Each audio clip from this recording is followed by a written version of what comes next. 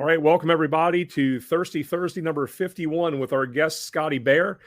He actually does exist. He's going to go get his beverage right now as we're speaking. But really excited to have him on. I had the privilege of working with Scotty for several years in Ocean City. And actually, even before that, I had the opportunity to work with him as a instructor at the Maryland Council of Fire Rescue Academies, where he represented Annapolis City. So as soon as Scotty gets back here in the frame, we're going to get him to introduce himself, and we're going to kick off the show. Unfortunately, Bobby can't join us tonight. He's got a family obligation. Mike's going to be jumping on here in a little bit. He's at work. And then our boy Ben, just in case he might be watching, I'm not going to spoil the surprise, but he's kind of turning the big 4-0 this weekend. So he's en route to his 40th birthday party of sorts as we speak. So he won't be able to jump on with us tonight, unfortunately, but we wish him a happy birthday and enjoy 40, brother. That's halfway to 80.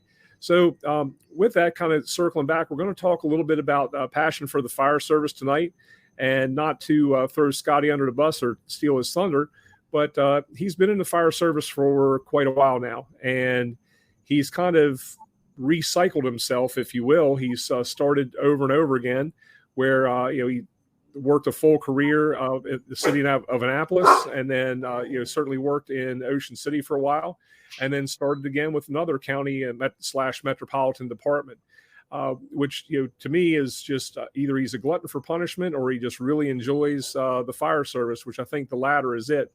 And if you kind of look in the background there of his frame, you certainly see some, but not all, of the memorabilia that's captured a decent part of his career.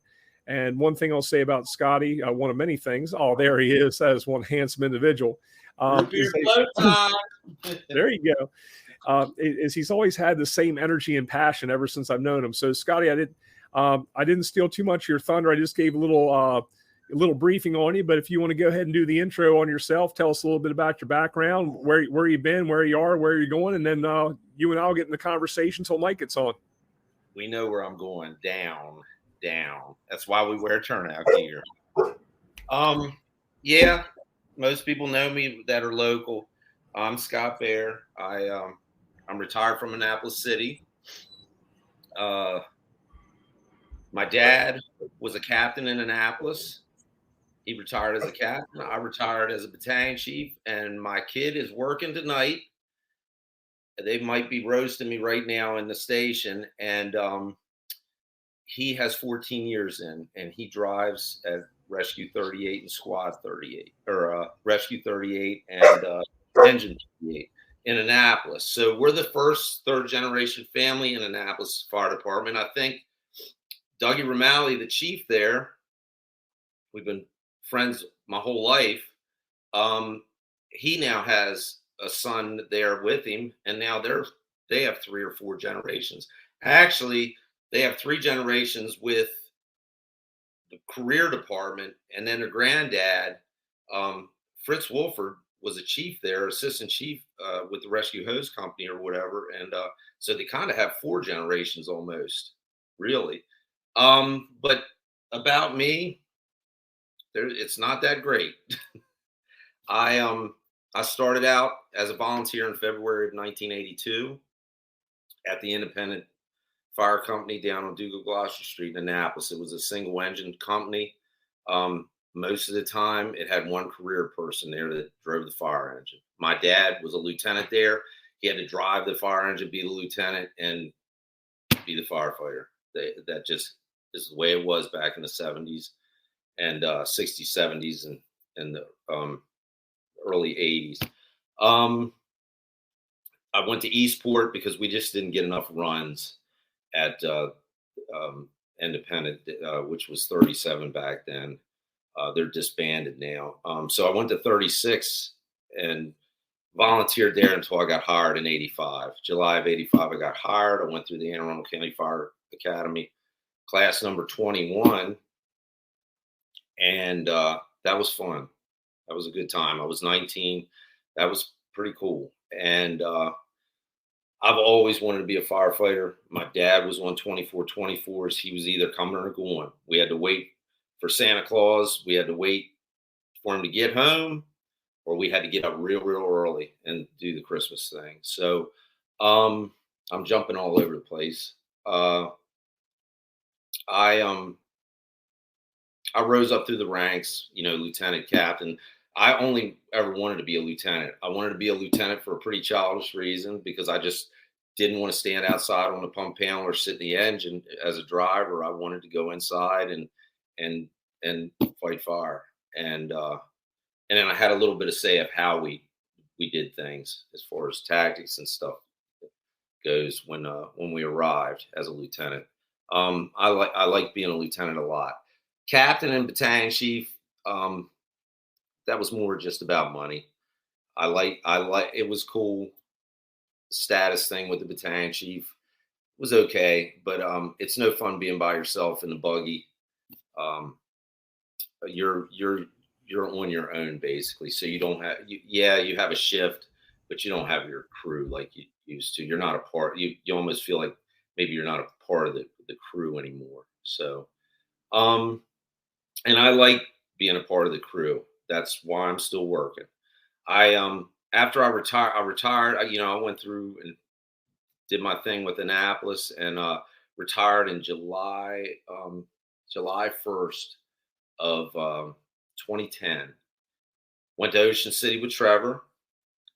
Um, got the job. They put me through a little physical agility thing to get the job. And that was in like January or February of 11. So I got the job then. I've taught for MIFRE my whole career, like 25 years. So I'd been an instructor, and departmentally I'd been teaching um, all our ladder stuff, SCBA stuff. So um, I was heavily involved in that, trying to pass on some knowledge maybe and some skills that I had learned from some of the old guys that were around that are mostly gone now. Most of them are gone. So Ocean City had me be an instructor as a firefighter. I was down there teaching with Trevor and stuff. That was fun. Ocean City has a good group of people. Their paramedics are really good. Their paramedic program, and with Ocean City, I think it's changed now, but it was you had to be a paramedic to be a full-time firefighter, which isn't a bad thing. They're very low staffed. They probably still are.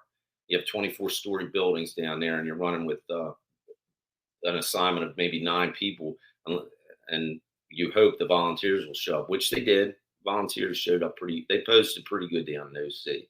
So they had some pretty decent volunteers and everything. While I was with Ocean City, I did 5 years there total. The last 2 years, I went to Salisbury and got a full-time job with them, and I did 2 years there. That was cut short because I was hired under a grant, a safer grant. And when that happened, they had to bump me back to part-time. Well, I wanted another pension. Christ, I was only 44 years old when I retired from Annapolis. So I had a lot left in me. I still do. I don't know how, but I still do. So I ended up being bumped back to part-time, and Anne Arundel just happened to be hiring laterals again and stuff. And I was already a part of their system before. But they did make me go back through a fire school. And that was class number 54, Anne Arundel County class number 54. So a lot of good guys in that group. The young ones, though, I don't know. They didn't have the heart, man. A 50-year-old. I was 49 when I got the job. I turned 50 in the fire academy. And I definitely should not be able to out-push up a 19 or 20-year-old. I don't know what's gotten into these guys, but whatever. It was a good group of guys. We busted balls in the locker room. I loved it. It keeps you young. It made me feel young and stuff. So I like hanging out with the guys. A lot of people ask, how do you do it? How do you come from? Geez, I don't even know how to do that. one, my kid's calling me. So my other kid's calling me. He's in the Navy, and I called him earlier. I'll get back with him. He's probably trying to watch this, I guess. He's on a destroyer down in Florida, and he's a damage controlman, so he's going to be a firefighter also once he gets out of the Navy. Where was it, Trevor? You're talking about essentially the bookends where you started out in Anne Arundel County Fire Academy for Annapolis, went back in as a 50-year-old, and then you had the two in between with Salisbury and Ocean City. But you're talking about you're not being able or shouldn't be able to out push up or outwork a 19-year-old. Yeah, definitely not. I'm not in the greatest shape. I mean, I'd get by though. But so yeah, I went through class 54. And that was fun. So people ask, that's where I was going. People ask me all the time, how do you do it? How do you go from being a battalion chief back to being a firefighter? Well, let me tell you something. Just because you have rank and you've risen up through the ranks and you become a captain, battalion chief, whatever you are, you're still a person. You're still the same person. So I'm no better than the next dude, the lowest person. And honestly, the lower the people are, probably the more important they really are. They're the ones that are putting their feet on the ground. They're eating carpet. They're going down these hallways with fire blowing over their heads, and they're going after the citizens' children and stuff to get them out of these burning houses and stuff. So they're the important ones, really. But it was easy. I probably had a hand in teaching half the people that that are in charge of me now, somewhere along the line. I have total faith in them. They may be my kids' age or whatever. I have no problem listening to them, and they do an excellent job there. Annapolis, Anne Arundel, Ocean City, all the young people are doing great. I probably wouldn't even be here. A normal person would not be working still. I'd probably be retired doing something stupid, being a Walmart greeter or something. But luckily, I'm in good enough shape to still be able to do the job, and I like it. But the young ones do a great job, and I like working for them. So I work at the busiest company, or one of the busiest companies. We bounce back and forth, but I work in Glen Burnie. I choose to work in Glen Burnie. I love it. I asked to be there, and I was fortunate enough they let me be there. But we're really busy. I think 26 is stationed, the entire station, which is an engine, a truck, and a medic. We ran like 6,000 some calls last year, like 62 or 6,300. It's quite a few calls. I get my ass whipped on the medic unit. I did get a couple hours sleep last night. I was very lucky, but I got off this morning. I have a part-time job at a 400-acre farm. I had to go feed the sheep, and I had to go bush hog. So I've been bush hogging all day, walking behind this mower. So I'm a little tired, but I just go. I like doing it. I like doing the job. I just like staying busy and stuff. I hunt and fish a lot, pretty much every day. But hunting season ended the other day, so that's all pretty much over with. So 26, I absolutely love 26. I've been fortunate enough to work with really good people there. The first battalion up there is very aggressive. We have a lot of fire. Well, I don't know that we have any more fires than the rest of the place, but call volume is definitely different. The population is unbelievable up there. It just, people are just crammed in Glen Burnie and the Baltimore, the outskirts of Baltimore. It's crazy. I would never want to live there. Amongst that, that's why I live over here in Denton in the country. I can't do the city thing. I liked Annapolis City when I lived there, but that's too much for me now. I don't want to be over there. Yeah, we run some calls. I've had some bad calls. We've had a lot of bad calls there. You get you get reps for sure, lots of reps. It's unbelievable. And at 35, shoot, when I was on 35's engine, I thought we were busy. We were running 20 some hundred calls a year, but it's a little bit different. I love my career in Annapolis. I love Annapolis City. That's where my roots are. And I loved working for Annapolis City. That's where my family's at. That I did it because my father did it. So I'm guessing, my one son did it because I did it, and the other one's probably going to do it because his mom did it. Also, my second son's mom did it. We worked together on my crew, and she was the EMS officer there at the time when I retired. But it's definitely in the family. It's definitely in the family. My father used to tell stories about being a house cat, which is a young kid, a little kid. He lived in South Baltimore, and 6 Truck used to be around the corner. I think it was Austin Street and Hanover Street, I think was the location. I can't remember for sure. It's moved now, 6 Trucks somewhere else.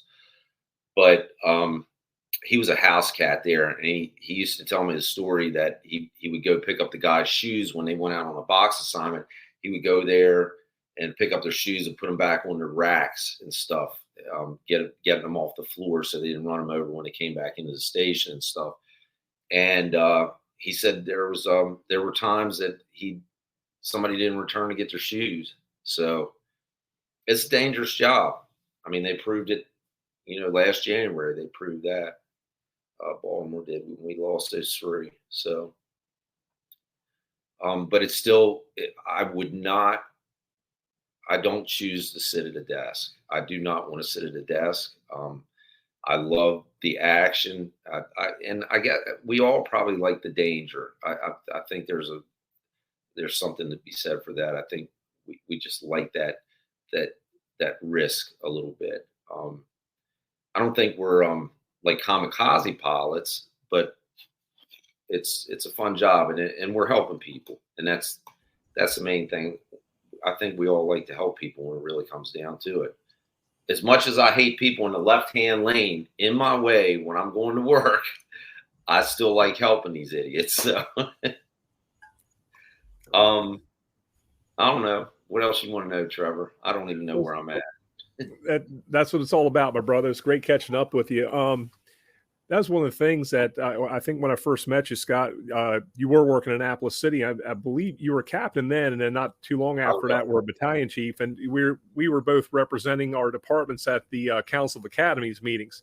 And that's what I always thought was just hysterical. And I had the blessing and the opportunity to actually work with you in Ocean City, and just you always had that same energy when you came to work, and you were always funny, but you kept yourself out of being, chapters or paragraphs 7 through 13 of the HR manual, but you always cut it really close to that line. And that was one of the best things, is that, you came to work with that energy, that energy being a fireman. And just real quick, I'll tell you this, I'm fortunate in my department now where I still get to be operational. And that's the best part of the job, like you said, riding a desk and, the whole policy procedure, administrative stuff. It's a necessary evil, but my buggy was out of service the other morning, and we got tapped out for we saw it. We saw a Palm Tran bus going past us, making a hell of a noise and smoke rolling out the back. It's like, hey guys, let's go ahead and follow that bus, because we're getting ready to get called out in a second. And grab my gear because my buggy's out of service. And, of course, the guy riding the right front seats, hey, chief, come up here. I'm like, nope. I rode 4th on the engine, man. Best freaking day of the week. Absolute best. And he had it. That they didn't need me for that, but I got to play fireman. It was great. It was just the best freaking day of the whole week. And you've had the opportunity to, like, say you've started, and you've had full, essentially full careers. And I think that having the heart of a fireman is what it's all about. Regardless of what glitter shit you have on your collar, what color your front piece, your helmet is, it's just being able to be part of that. Like you said with your dad, starting out as a house cat, I mean, you can't get more humble than picking up guys' shoes.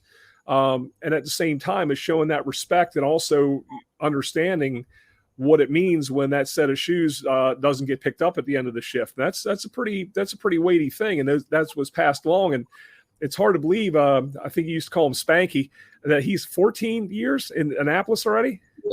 Yeah, he's 34 years old. Yeah.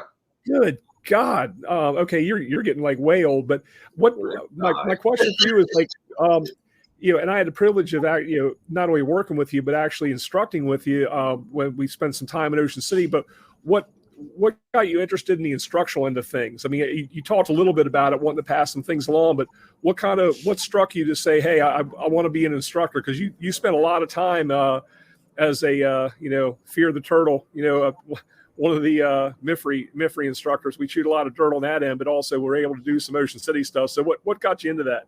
I was going to tell you overtime, but I don't think it really was overtime. I honestly, I knew my job back then. I definitely am not as good as I once was. That's for sure. But I thought I could pass along stuff to people. I did like showing people how to do things. Like I love ground ladders. I don't know why.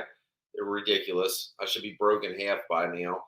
But I just liked teaching people how to use the equipment and pass on. Really, if you have any gumption, it's important for you to pass on stuff to these other people, the people that are coming in, the newer people and stuff. You want to pass that knowledge on. You don't want to withhold it. Way back when, I remember guys, they were probably my dad's age and older. They would tell you everything almost, but they would withhold stuff because they were afraid you were going to take their job. Well, I always told these people, I said, Jesus Christ, I'm not going to take your friggin' job.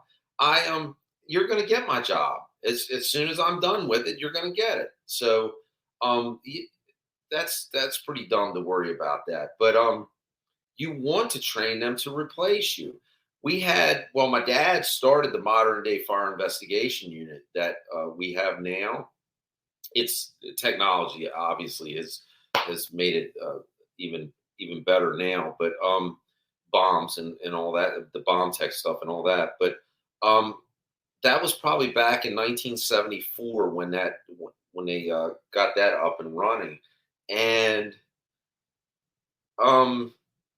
he worked with another guy named George Ellis. George is still around, and they were both captains at the time. And then George became a battalion chief later on. But my dad took care of the investigation side of the fire marshal's office, and George took care of the inspection side. George was like phenomenal at reading plans and stuff. You want me to hold up? Hey, Scotty. Hey, how are you? Good, man. Sorry for being late, guys. Okay. Do you want to say juggling act? You want me to keep going or? Yeah, keep on rolling, man. Okay, all right. I was listening. You just couldn't see me. Well, I got friggin' Alzheimer's, I think, so I don't want to I'll get off. Yeah. Just pop an intercept. You'll be okay. Keep going. Yeah, right. So my dad was obviously he was the investigator. Did the investigations, and then George Ellis did the inspections portions. And like I said, George was unbelievable at like reading plans for building construction and stuff and all that stuff. So, but those guys were so good at their jobs. If they didn't pass on some of that, pass on some of that knowledge to the people that are going to take their jobs, geez, the department would have been crippled almost. And it sort of was. They had some other guys come in. I think Smiley Bowes came in and did some plans, reviews and stuff. And they learned it. Life goes on. It's not even a speed bump. When you leave, they didn't even give a shit when I left. It didn't even, no bump at all. I just like flatline, man, asystole. So yeah, As far as being an instructor though, you really should pass on the knowledge and try to teach the guys that. And I wasn't a very good instructor. I didn't flow that well. I wasn't the most intelligent guy, but I did know a lot of just bare bones skills, ropes and knots, and I did do a lot of special operations stuff. So I knew back then I knew high angle a little bit and some of the other stuff. We got into hazmat. 9/11 just totally turned everything around. So we ended up getting into hazmat in Annapolis.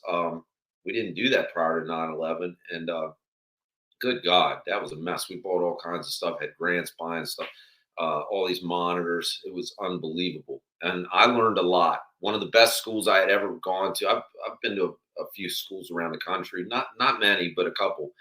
But probably the best, the one that made the most impact on me, I think, was Virginia Beach's Structural Collapse School. It was unbelievable. A lot of good instructors from across the nation. Matter of fact, one girl was I remember her because she was really pretty. She was a captain in, I think it was Minneapolis, Minnesota. And I believe they had a big bridge collapse back a few years. It might have been 10 years ago or something, 15 years ago. It was probably 15 years ago. Well, I saw her on TV. She ended up being one of the divers that was instrumental in doing a lot of the stuff. I guess there were some rescues and stuff. I don't really remember it, but I remember she was a part of that. She was teaching us. She had a lot of good stuff to teach us down at the Structural Collapse School. So they get some good people from all across the country coming in there. And I worked, well, like when I did, we were like the second string. It kind of sucked, but we Maryland Task Force 2, Baltimore City headed that up, and then the 7 jurisdictions in the Central Maryland hazmat group or whatever. We all did that USAR thing. They picked a few people, and I got lucky enough to be on that. So that's why I went to Structural Collapse School, because I was working with those guys. I met a lot of good guys from Baltimore City. Half of them probably aren't there now, but a lot of cool guys there and stuff. So that's why I became an instructor, though. I think just to help our guys out, help people out. And the money, Annapolis City doesn't get overtime like Anne Arundel County does. We just don't. They just don't have the vacancies and stuff to they don't to work the overtime. So we didn't get.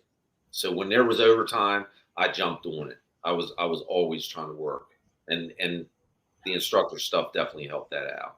So.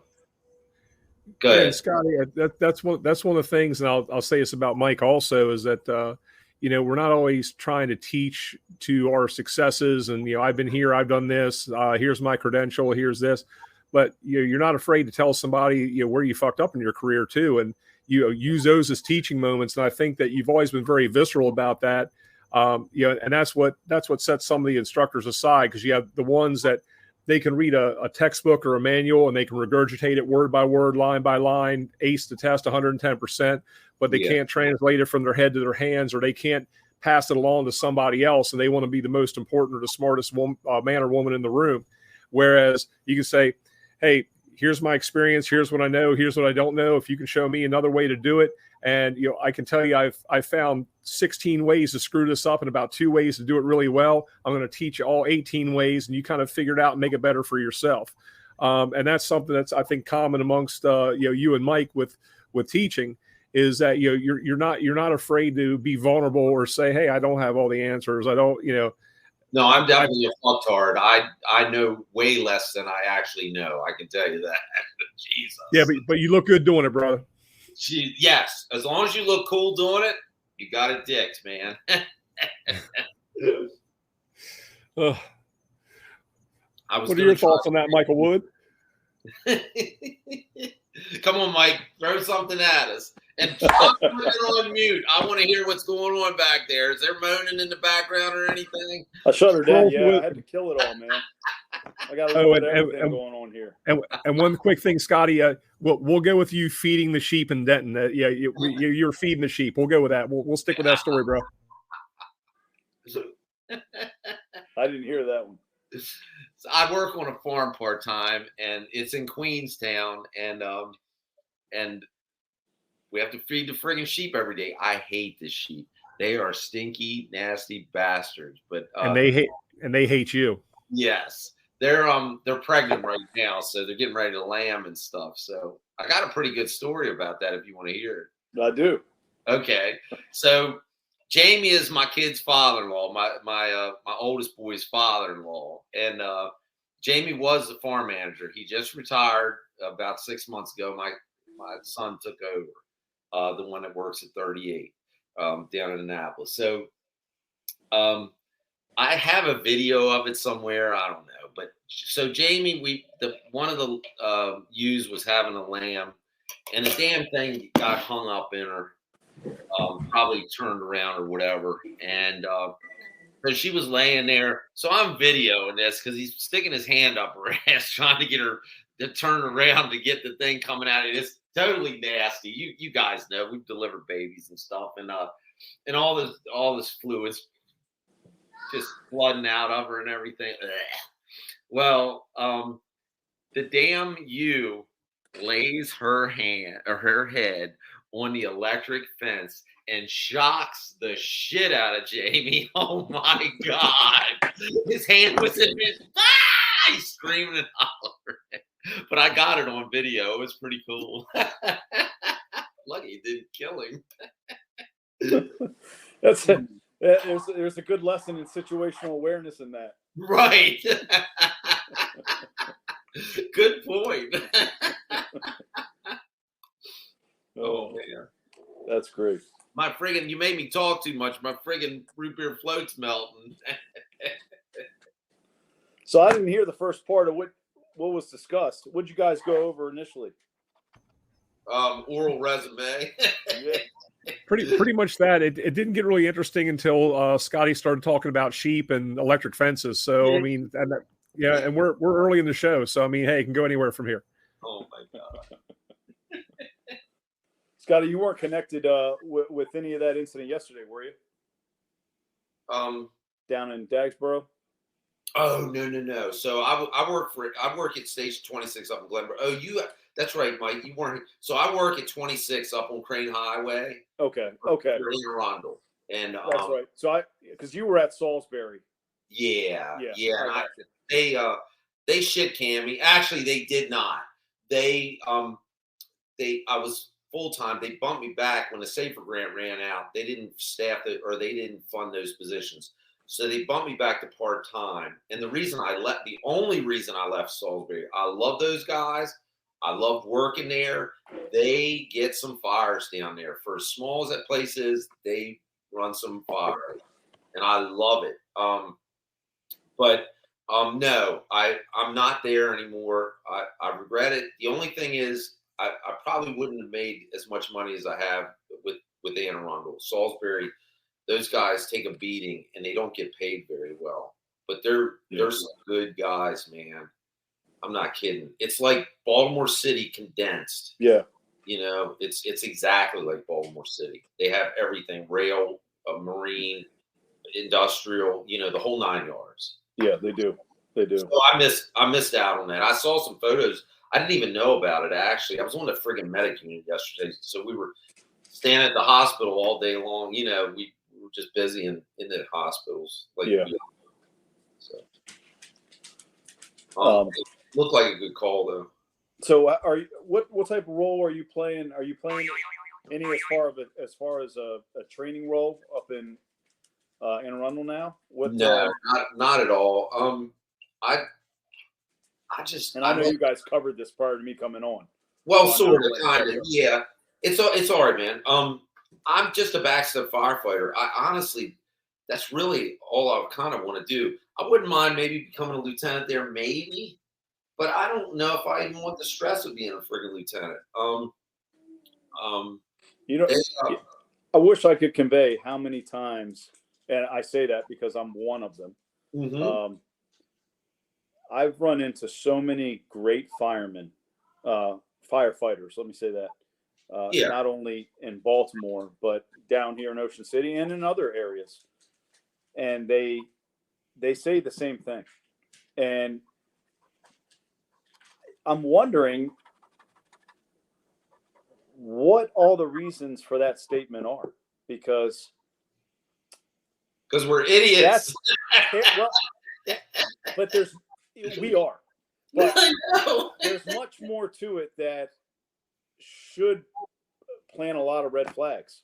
When you see great firefighters, knowledgeable ones that say, I have no interest in being in charge of anybody in this department. That's a powerful statement to make, especially in departments that are respected departments.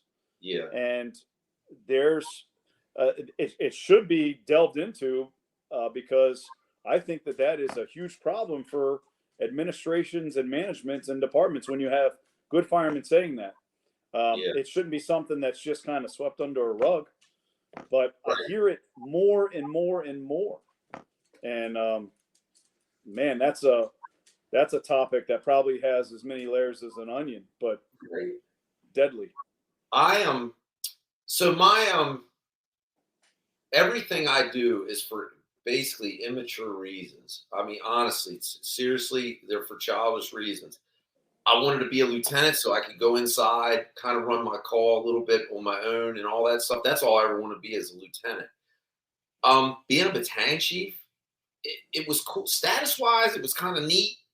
You know, you go to other states or you go wherever and, you know, everybody's like bucking up to you and all like this, but that's not a big deal. I really didn't care about all that stuff. Just it wasn't fun in the buggy. You missed this. So I wasn't a part of the crew when I was in the buggy. Right. Like you lose your crew integrity a little bit. I like being with the people, guys and girls, whoever. I like being with those people in the field, and in that it's not lonely. I want to say it's kind of lonely in the buggy because you're by yourself. But you are not a part of the crew anymore. You're a part of the shift, and I never had to be like being in charge. I wasn't some like chest beater or something, so I didn't. Being in charge, I don't really have to tell people what to do, and most of your people know what they're doing anyway. It kind of almost runs itself a little bit. You might be a little bit of a Arthur Fiedler or whatever, Boston Pops dude, you know, a conductor, but conducting the orchestra, maybe. I don't know. I feel like I fucked up more shit than helped it. I don't know. In that position, in the upper level, I think I help more people right this second. Like right now at 26 on that medic unit, and I know everybody hates these guys, especially young boys. They think they're all going to be super firefighters and all this shit, but we hate that medic unit. I don't really hate it. There's nurses at the hospital, you know? So, I mean, that's a plus. So you have to look. I know that sounds ridiculous, and it is ridiculous, but you have to find the good in the bad. It is bad to be on the medic unit. People are abusing the hell out of us. The society, we don't. My dad used to take. I'd fall on my skateboard, and he'd take a military butterfly in either methylate or mercurochrome, and I had lacerations that most people would go to the hospital think your head's cut off. He would say, "Get the fuck back outside and play," after he's patched me up. And I feel like we're a bunch of pussies, sort of. The society, a little bit.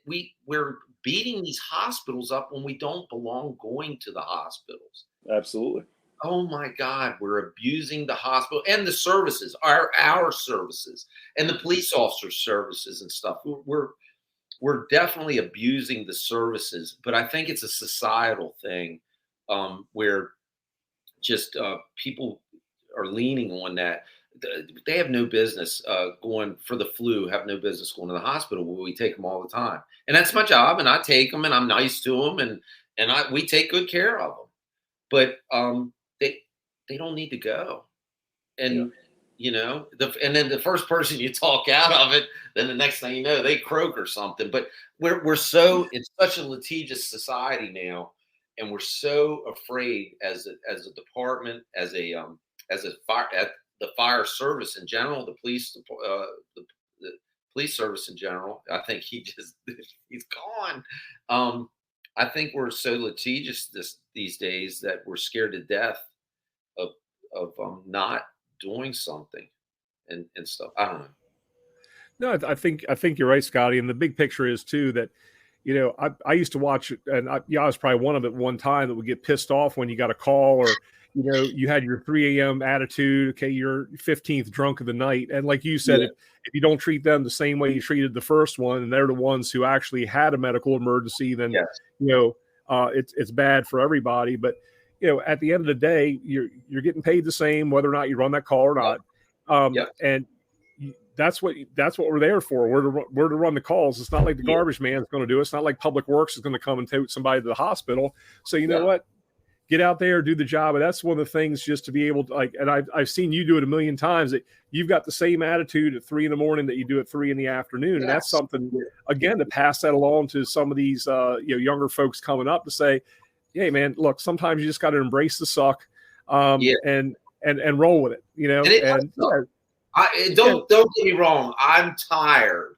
Like at 3 o'clock this morning or whatever time we were out, I'm exhausted and it's hard. But I'm not going to treat people mean, man, unless they are coming at me, like unless they need to be thumped or something. I'm just not going to do it. I'm just going to be nice to people. I feel like being nice is better. Like, you get further with being nice. It sounds ridiculous, but it's the truth. You know, whatever. I love the job. I don't even know what else to say. I love the job. I've always loved the job. I wanted to do it since I was friggin' in diapers, probably. So. Yeah, and I got to agree with you. I think that if you had to pick one position in the department, it's probably lieutenant, because you're right in that sweet spot where you're still part of the crew. You kind of run your own ship. You can influence operations, and you're not mired down by the buggy. And I still remember a story I was told years and years and years ago.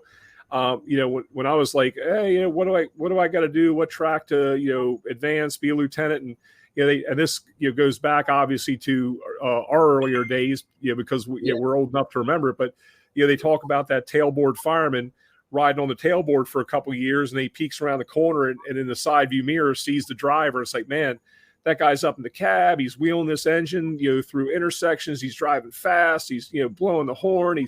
He's in control of this piece of apparatus. Man, that's where I want to be one day. And the guy studies up, takes his exams, his training, everything else. A couple of years later, he's up there, wheeling the engine, and he's there for a couple of years. And then the next thing you know, he keeps looking over at the officer and said, man, look at that dude, man. He's in charge of this shift. He's in charge of this crew. He's calling the shots. He's on the radio. He's blowing the air horn. Man, that's where I want to be.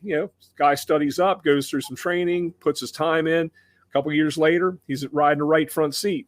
And then, that same guy, a couple of years later, going on a call, he looks in his side view mirror.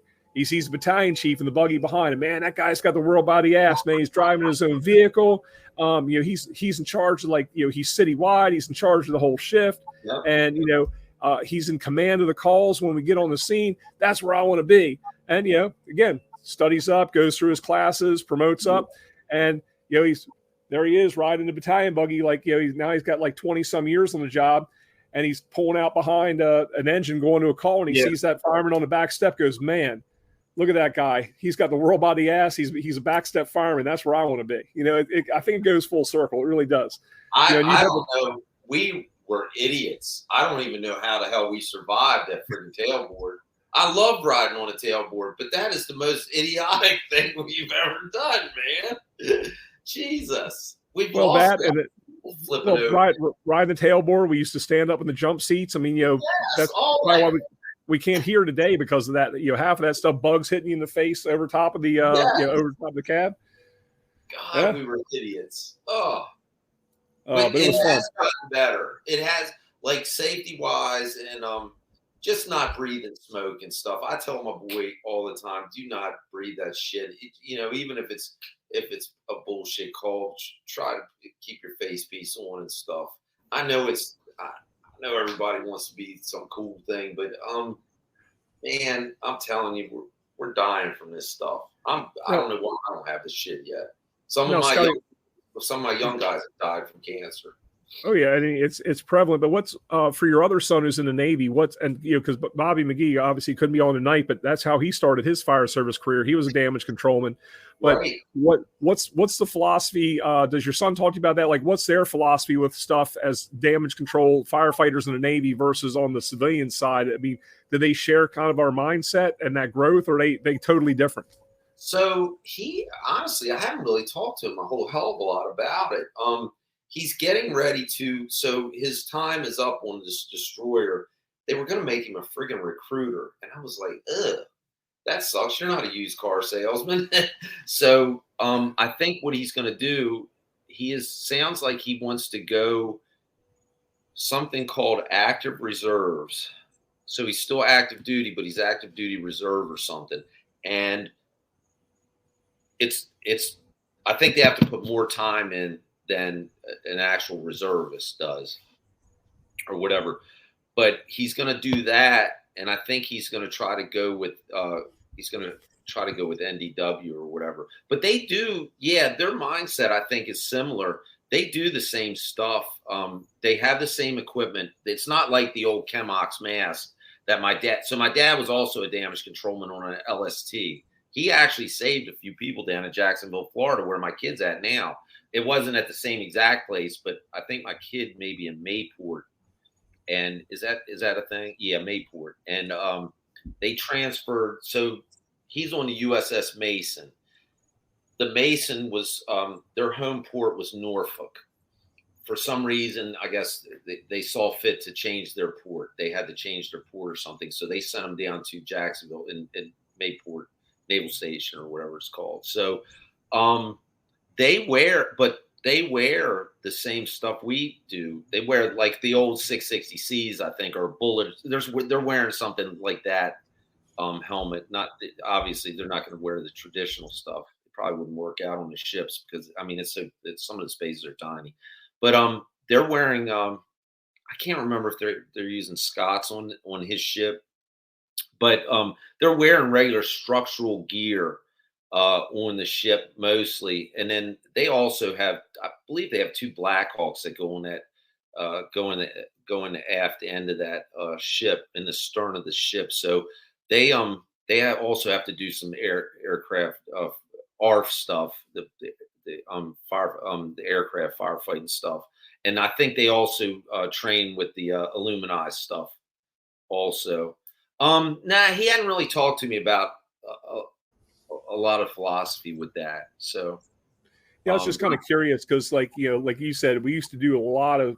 Well, at the time, we didn't think it was stupid shit. I mean, it was monkey see, monkey do. The senior guys showed us nothing really bad seemed to happen to them, at least at the time.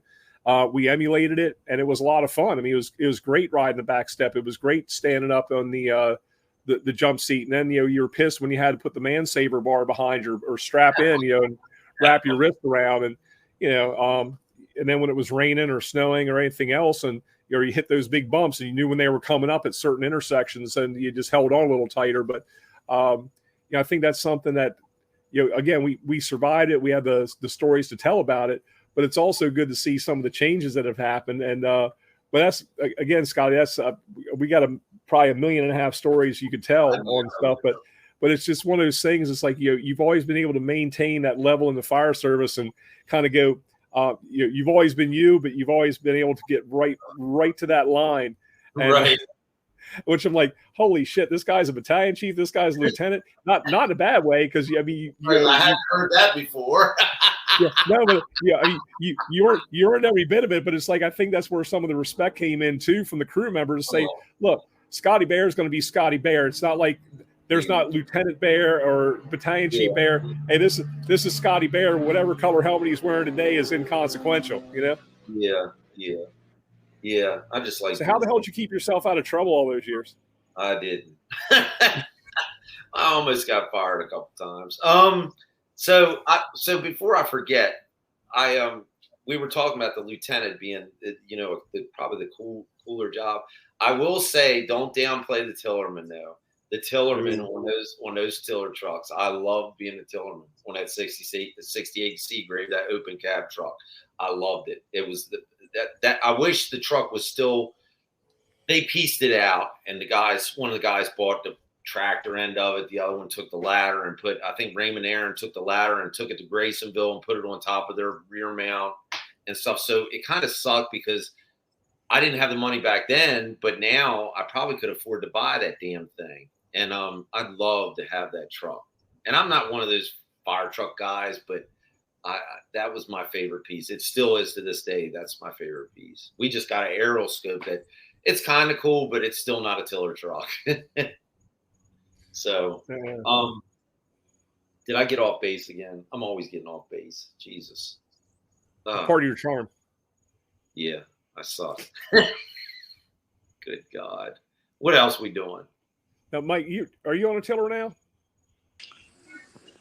We're back and forth. We got a mid mount right now that we're driving, but when it was out, which it was out for a few months, we did have a tiller in and out of there. So I can align myself with that. It's a cool job being a tillerman. Yeah. For sure. It definitely is. And we've been trying to lock down a scope. So, okay. Now I've never driven one, but it looks like a cool piece of apparatus. It's okay. We're just learning. Matter of fact, I pulled it out yesterday, and I'm not an operator. I don't not for Anne Arundel anyway. So I've never driven a scope.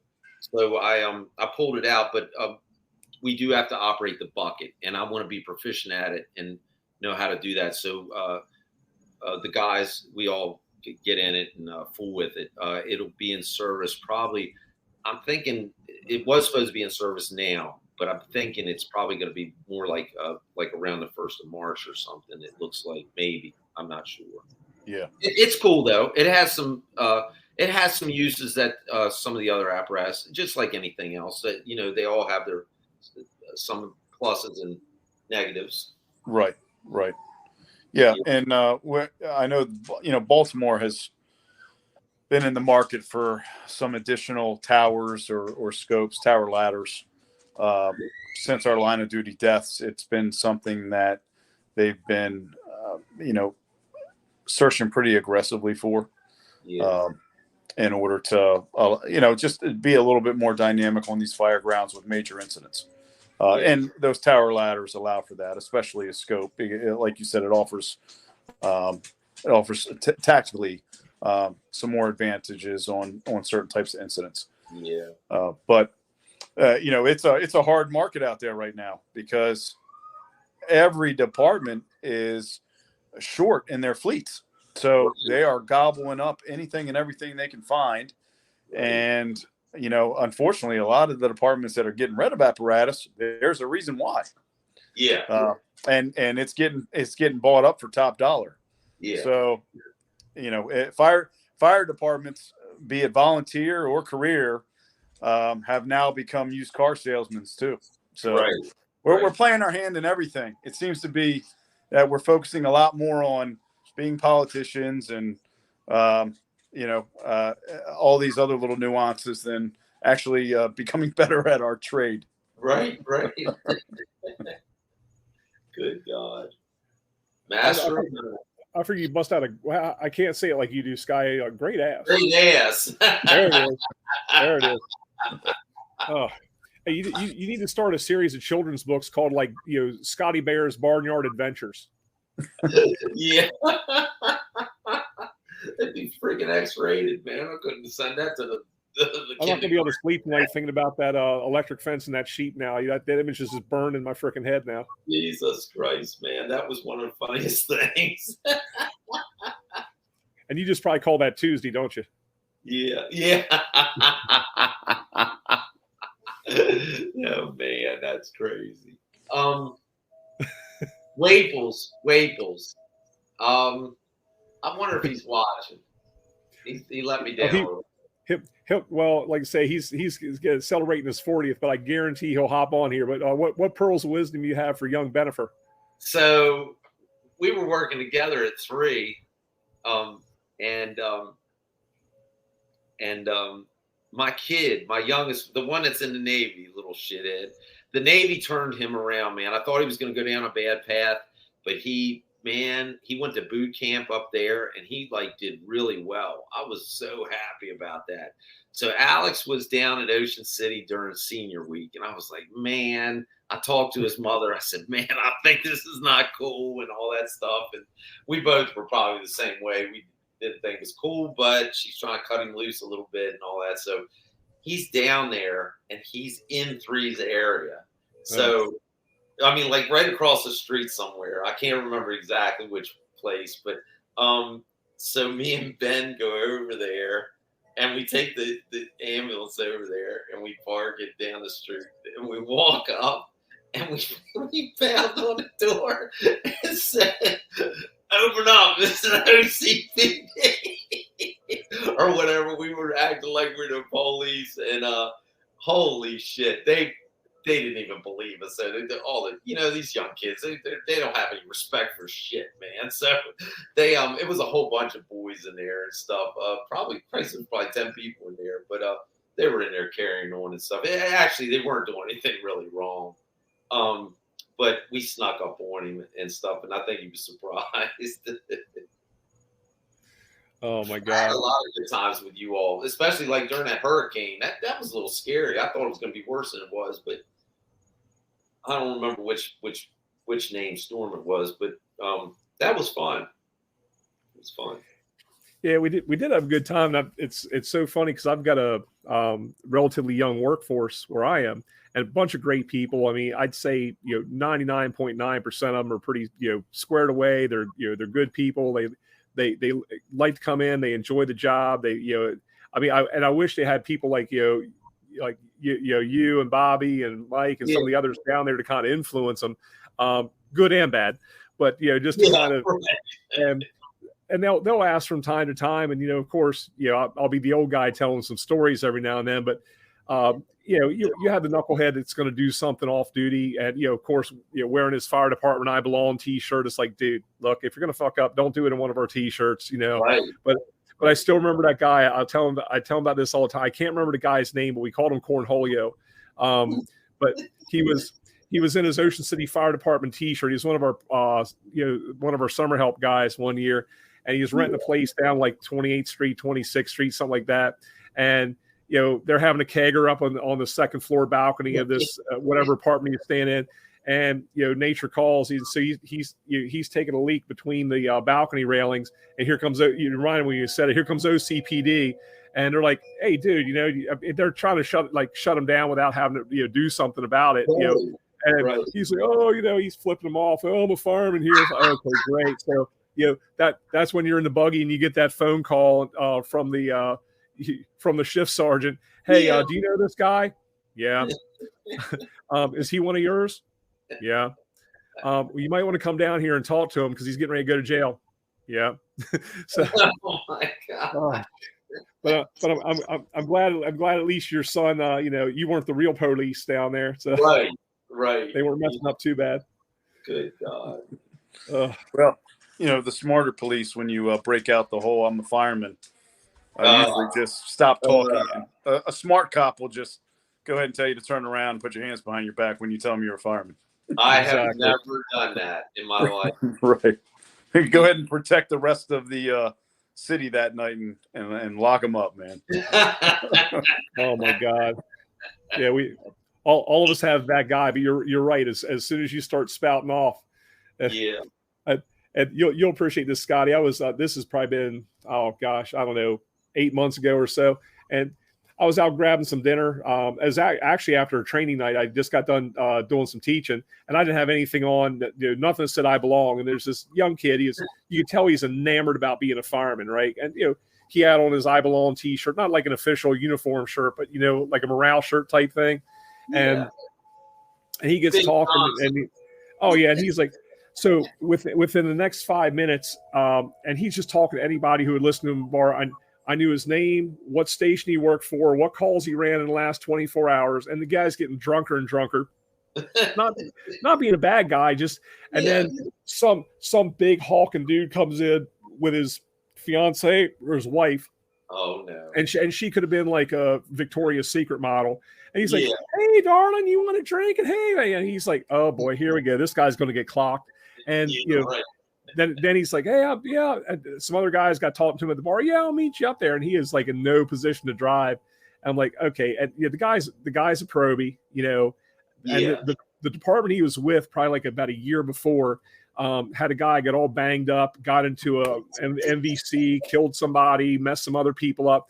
Like, oh, this is going downhill. So he's like, "Oh yeah, I was just." He's not even talking to me. He's like, "Oh yeah, I was in the academy." And hey, bro, what do you do? I'm like, I'm retired, man. Which it was partially true. I've retired once, but so he's going all this shit. He's getting ready to drive and everything else. And he's like, "Oh yeah, my FTO, my instructor at the academy." Well, I know his instructor really, really well.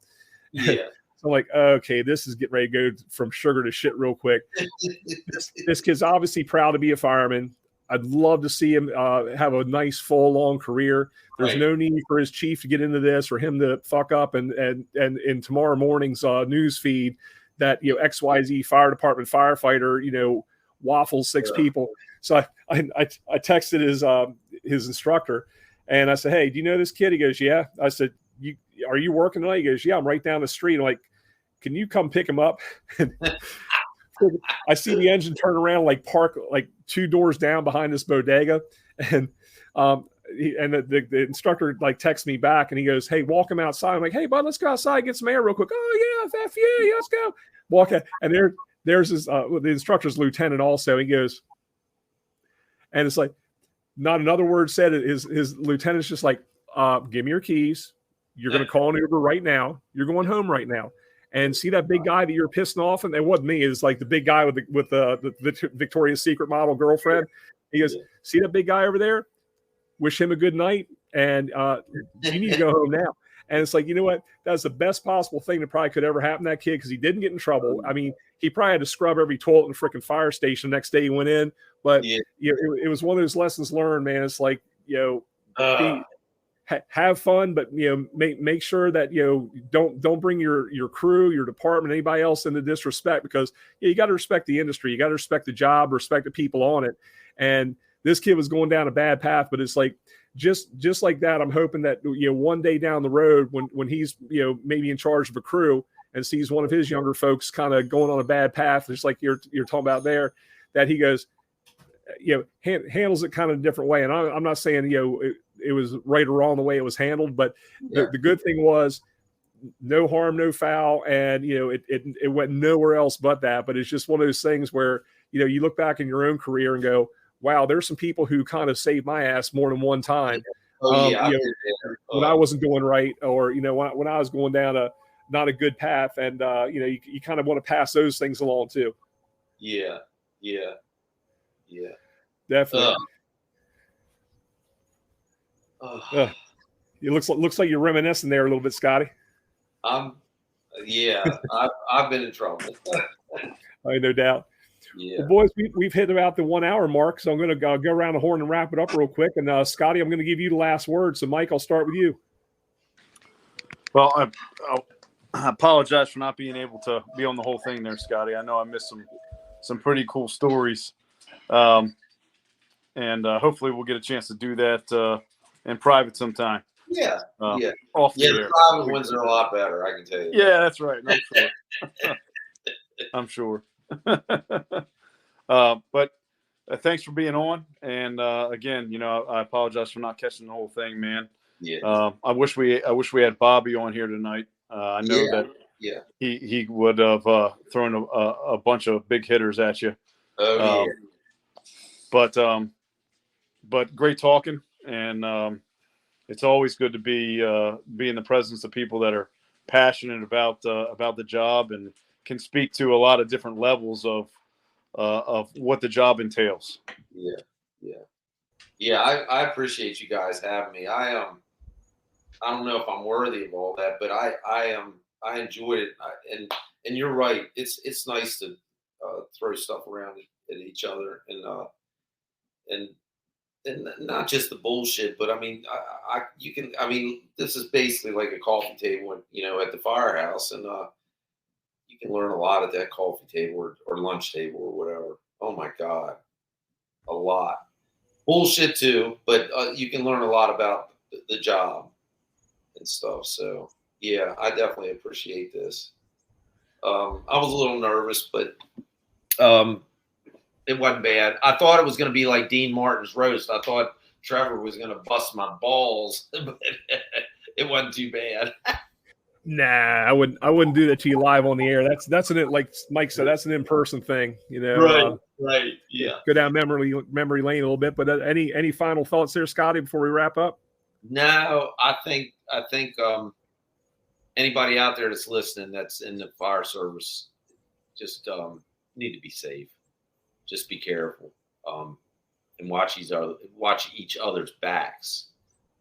Sometimes we're our own. Oh my God, we're our own worst enemies. Sometimes we're. I don't know if we're trying to cut each other's throats or whatever, but sometimes we're our own worst enemies, and we need to look out for each other because nobody else is going to look out for us. So, and need to be careful. So absolutely, brother. Well said. And Scotty, thanks for coming on tonight and sharing some of your wisdom and wit with everybody. And world of respect for you, brother. Yeah.